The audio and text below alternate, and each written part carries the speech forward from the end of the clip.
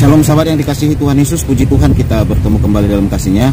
Kali ini kita akan melihat sebuah video di mana dalam video tersebut ada sebuah pemberitaan mengenai permasalahan pemurtadan di Malaysia. Ya, kita tahu sahabat, di Malaysia itu cukup sulit sekali ya untuk murtad atau keluar dari agama Islam, karena kerajaan tersebut adalah kerajaan yang berhukum syariat Islam. Walaupun begitu ketatnya dan sulitnya orang keluar dari agama Islam di kerajaan Malaysia, tetapi dari informasi video ini kita tahu sahabat, ada begitu banyak orang Malaysia yang murtad. Video ini disampaikan oleh saudara-saudara kita Muslim yang ada di Malaysia ya. Jadi video ini bukan video Kristen, tetapi video dari saudara kita umat Muslim. Yuk kita lihat dulu penjelasan di dalam video ini sahabat. Cerita mengenai isu murtad memang agak panjang. Murtad di kalangan orang Melayu kini sudah menjadi ancaman kepada kita. Indeks pencemaran akidah mengikut Jabatan Statistik dan Perangkaan tahun 1989, seramai 4,776 orang Melayu mohon tukar nama dari Melayu kepada bukan Melayu atas alasan keluar dari Islam. Tahun 1997, apabila Sang Ari Bustamah mengambil alih jawatan mufti dari Datuk Hashim Yahya, perkara pertama yang disentuh adalah murtad. Menurutnya, sehingga Julai 1997, seramai 3,000 orang murtad di Kuala Lumpur sahaja. Tahun 1998, seramai 516 orang sudah murtad, dan Aisyah Bukhari bukanlah kes pertama murtad. Sebelum itu, sudah beratus kes timbul tetapi ditutup oleh pihak tertentu. Sistem pertahanan akidah kita amat rapuh. Akidah kita diserang tubi dari segala sudut yang kita tidak nampak dengan menggunakan sistem perundangan dan kehakiman kita sendiri. Murtad yang popular di Malaysia. Murtad bermaksud orang yang keluar daripada Islam melalui perbuatan, perkataan ataupun niat. 5 kes murtad yang terkenal berlaku di negara kita. Nombor 5 kes murtad yang popular di negara kita adalah kes Lina Joy. Nama asal dia adalah Azlina Jailani dan dilahirkan pada 28 Julai 1963. Dibesarkan oleh ibu bapa Melayu Islam, dan Lina Joy telah mengaku tukar agama kepada Kristian masa umur dia 26 tahun. Pada 8 Januari 1997, Lina Joy pergi buat permohonan dekat JPN nak tukar nama dekat IC dari Azlina binti Jalani kepada Lina Lelani. Hal ini disebabkan dia kata dia dah peluk agama Kristian. Tapi permohonan Lina ni tidak diterima sebab alasan tukar agama tu tak valid. Lepas tu, Lina Joy ni pergi sekali lagi buat permohonan pada 15 Mac 1999. Kali ni dia nak tukar nama, tapi tak nak Lina Lelani, dia nak nama baru iaitu Lina Joy.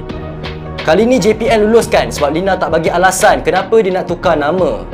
Walaupun dah berjaya tukar nama, Lina Joy ni tak puas hati juga bila pandang IC dia sebab masih tertera perkataan Islam. Lina Joy pun apa lagi, dia buat sekali lagi permohonan. Tapi JPN menolak dengan alasan dia kena dapatkan perintah atau sijil Mahkamah Syariah kalau nak buat pengesahan yang dia dah murtad. Lina pun cuba untuk dapatkan pengesahan tapi gagal. Tak nak mengaku kalah, Lina pun ambil keputusan nak saman JPN sebab cabul hak asasi dia dalam kebebasan beragama. Dia saman JPN, tapi saman dia pula kena tolak dengan Mahkamah Tinggi. Tak nak give up lagi, dia tetap nak sambung lawan dengan buat rayuan di Mahkamah Rayuan.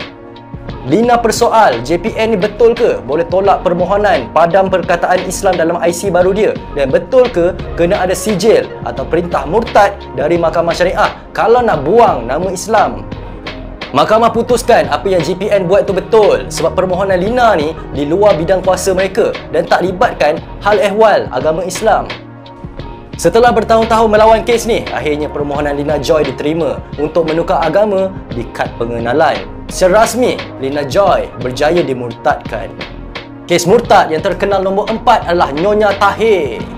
Nyonya Tahir meninggal dunia akibat sakit tua pada usia 89 tahun di rumahnya. Tapi benda ni buatkan orang keliru sebab IC Nyonya Tahir ni Melayu dan agama Islam, tapi sepanjang hayat dia ni mengamalkan agama Buddha.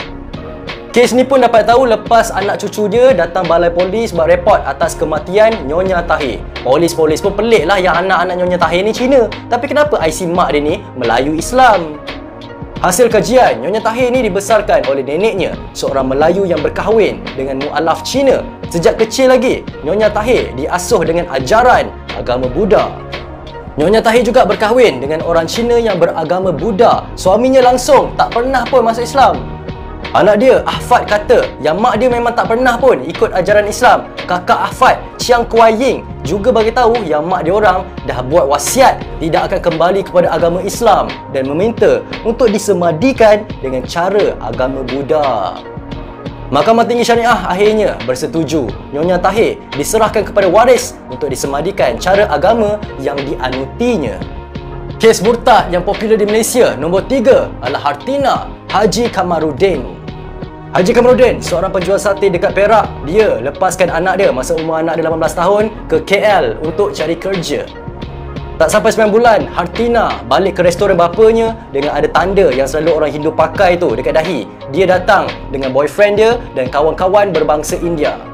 Disebabkan marah sangat, Haji Kamarudin pun serang boyfriend anak dia.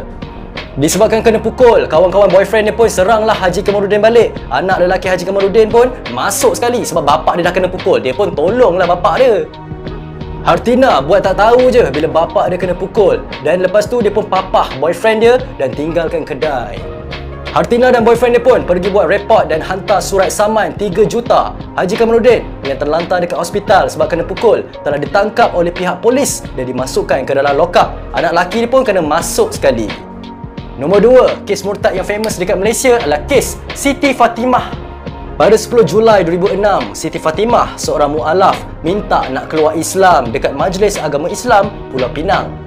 Dia kata yang dia tak pernah yakin pun dengan ajaran Islam dan dia peluk Islam pun sebab nak kahwin dengan laki warga Iran pada 16 September 2004. Sekarang ni laki dia dah tinggalkan dia, laki dia ghost dia, hilangkan diri tanpa sebab. Jadi dia dah tak ada sebab juga kenapa nak peluk Islam lagi. Dia juga cakap masa dia beragama Islam pun dia tetap sembah berhala Tok Pekong, berhala Kuan Tinen dan berhala Tikong. Dia tetap anuti Buddha dan tetap makan babi. Mahkamah Tinggi Syariah Pulau Pinang memutuskan Siti Fatimah Tan Abdullah atau nama sebenarnya Tan Yen Huang tidak lagi seorang Muslim pada Mei 2008. Nombor 1, kes murtad yang terkenal di Malaysia adalah kes Aisyah Bukhari. Mungkin orang-orang lama ingat kes ni, Aisyah Bukhari, kes murtad yang berlaku pada 1997. Dia ni bersekolah agama sampai tingkatan 6. Bapa dia adalah imam dekat kampung, sama juga dengan datuk dia. Dia juga sambung belajar di ITM dan terlibat dalam gerakan Islam dan tahu kelemahan-kelemahan dalam Bible.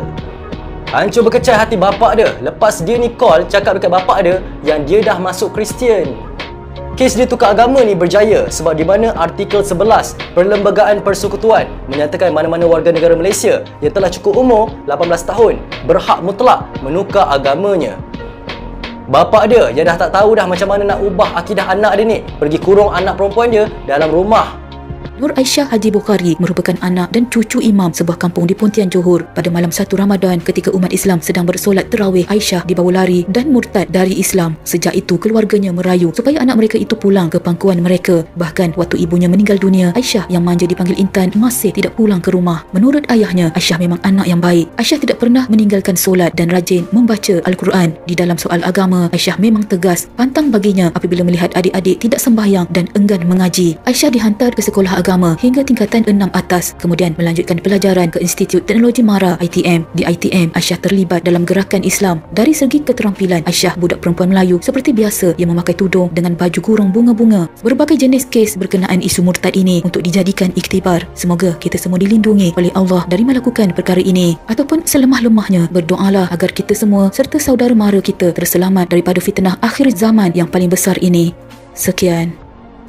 Sahabat yang dikasihi Tuhan Yesus, kenapa tetap saya cuplik video murtad dari Islam ke Hindu atau ke Buddha? Supaya kita tahu murtad masuk Kristen itu ternyata jauh lebih sulit. Salah satu berita yang sangat viral menurut media Malaysia itu murtadnya Aisyah Bukhari. Aisyah Bukhari tersebut adalah orang yang membela agama, paham betul agama Islam dan akhirnya memilih murtad keluar dari agama Islam. Ya, saya capek mencari berita beliau sekarang, sahabat. Cukup sulit sekali. Berbeda dengan Ibu Joy di video pertama. Masih ada saya temukan sumber-sumber dan keadaan beliau sekarang. Tetapi kalau Aisyah Bukhari itu seperti hilang, sahabat. Saya nggak tahu kemana rimbanya. Saya cari sumbernya tetap kesulitan saya mencari. Ibu Joy di dalam video pertama itu masih bisa sahabat ya, tetapi saudara lihat ya bagaimana susahnya dia untuk keluar dari kepercayaan tersebut ya, banyak sekali ya tantangan, rintangan, pengurusan surat-surat segala macam yang dia lakukan, banyak yang gagal dan puji Tuhan ada yang berhasil.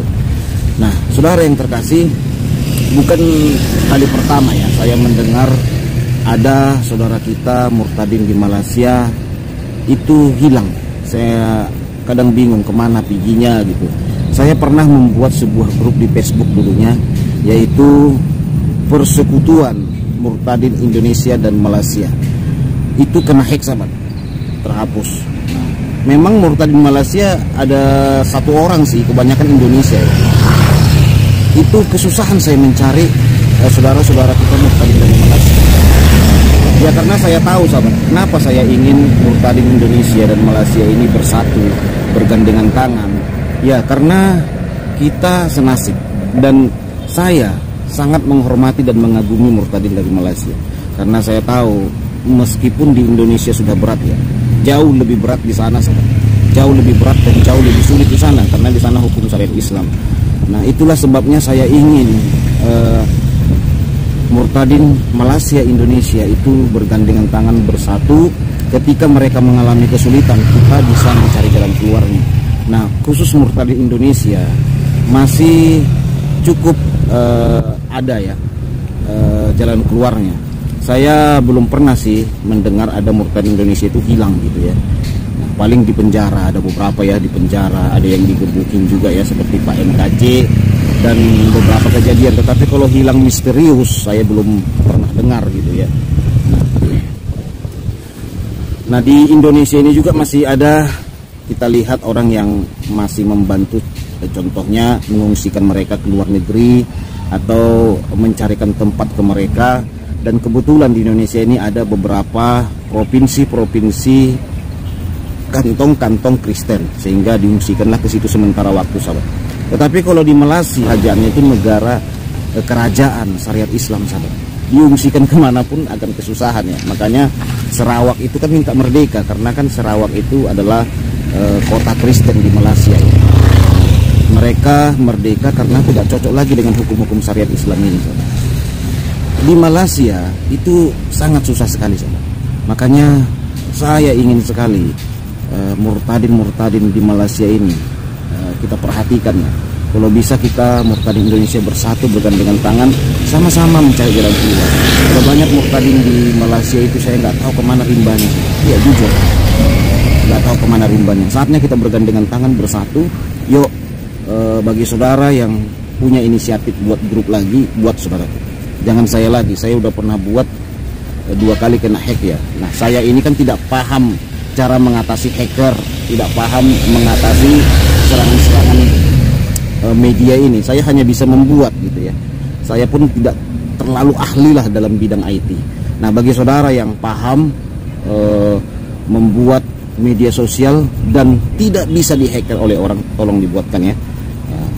Tetapi kalau bisa isinya murtadin semua sih. Paling ada penasehat-penasehat orang Kristen yang dari lahir ya cukuplah 10 atau 5 orang. Jangan semua isinya Kristen gitu loh. Nah, semuanya harus murtadin Malaysia dan Indonesia. Dulu saya buat juga gitu, penasehat kerohaniannya Kristen dari lahir. Ada dari Katolik, ada dari Protestan, ada dari karismatik ya.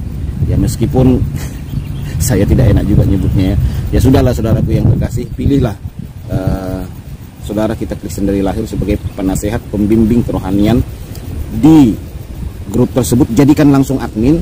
Nah kita cari nanti murtadin Malaysia Indonesia, di situ kita akan komunikasi, sama-sama berdoa, sama-sama mencari jalan keluar. Oke sahabat yang terkasih, Tuhan Yesus memberkati kita semua.